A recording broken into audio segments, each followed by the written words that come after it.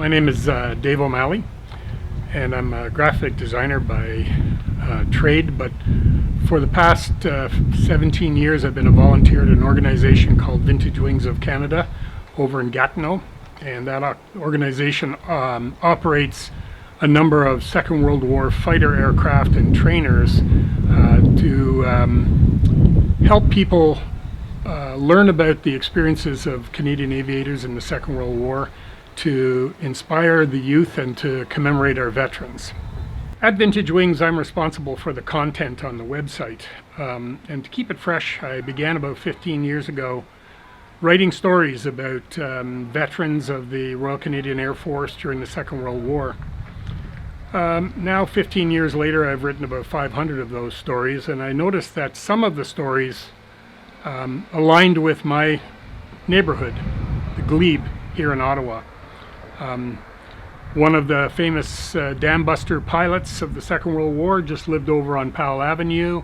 The last man out of the tunnel in the Great Escape, and a famous Battle of Britain pilot, Skeets Ogilvie, lived over on Patterson, a few blocks from here. And then my neighbor, who lives right across the street here at number 9 Adelaide Street, was telling his children one day about that maybe their house was haunted, and they were laughing at him, and so he decided to look into the history of his house and find out who had lived there. And that's when he found out that during the Second World War a young man named James Bennett Wilson lived in that house, and he was killed on operations flying a Beaufighter twin-engine fighter bomber in coastal patrol, and he was lost out over the North Sea and was never seen again.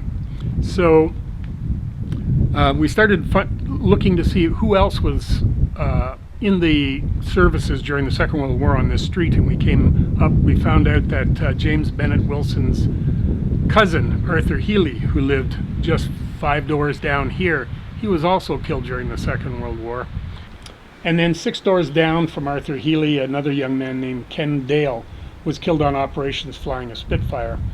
In addition to that, I found the names of about 18 people on this street who were in the service during the Second World War. There may have been more, but those were the only ones I found. Then I decided, well, if there are that many on my street who were lost during the Second World War, how many in my entire neighborhood of the Glebe? So I decided to build a map. And in order to do that, to find the names of those people, I wrote away to the churches in the Glebe and outside the Glebe that were in existence during the Second World War, and asked them for the list or a list of those from their parish who were killed during the war, or at least a photograph of the plaques, and they all had plaques that were created to honor these people. So they all sent me photographs of their plaques, and then I also went to visit Glebe Collegiate Institute and Lisgar Collegiate Institute, the 2 major high schools that were operating during the Second World War and that are still operating today. And I took photographs of their plaques, and starting there I started to track down people. In the end, I ended up reading or scanning over every page of the Ottawa Citizen and the Ottawa Journal from September the 3rd, 1939, which was the beginning of the Second World War, to September the 5th, 1945, which was the official end of the Second World War. And in doing so, I came up with and was able to map the names of 505 young men who were killed in downtown Ottawa. I included people who went to Glebe High School because I thought it was part of the social fabric of the neighborhood.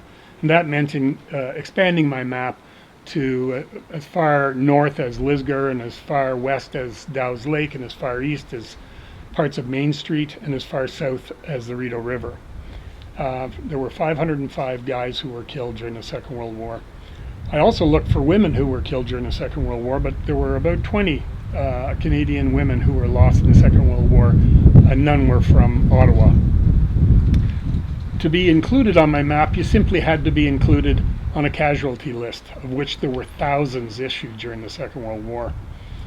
It didn't matter whether you died of disease somewhere in Ceylon or Hong Kong, or whether you were killed on operations or in training or in an accident, a car accident, so long as you were included on a casualty list.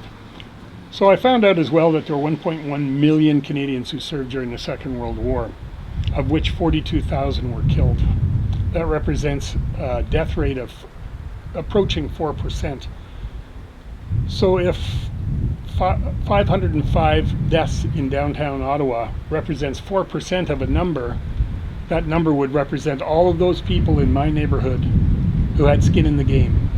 Those 505 men represented every battle and every campaign that Canadians participated in the Second World War.